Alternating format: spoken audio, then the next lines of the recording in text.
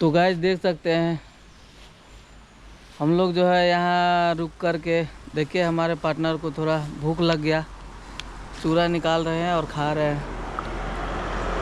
तो दीपक जी ये बताइए, अभी हिमालय जाना है, अभी भूख लग रहा है आपको, आगे क्या होगा? आगे क्या होगा, हम किस तरीके से यही खाकर सफर करेंगे। हिमालय तक जाना है लेकिन मगर जाना है, पूरा टारगेट ठीक बनाया है। है। मौसम कैसा है यहाँ का? यहाँ का मौसम बहुत सुनहरा है, बहुत सुंदर है। बहुत अच्छा लग रहा है ना। यहाँ का दृश्य भी बहुत उस अच्छा। साइड में लग रहा है झरना का आवाज़ आ रहा है। और देख सकते हैं गाइस, हम लोग थोड़ा थक गए हैं तो थोड़ा रेस्ट के लिए बाइक लगा दिया यहाँ पर और थोड़ा रेस्ट कर रहे हैं। ये रहा मेरा बाइक टीवीएस का स्टार सिटी प्लस। इसी से हिमालय का यात्रा सफ़र कर रहे हैं 2023 में।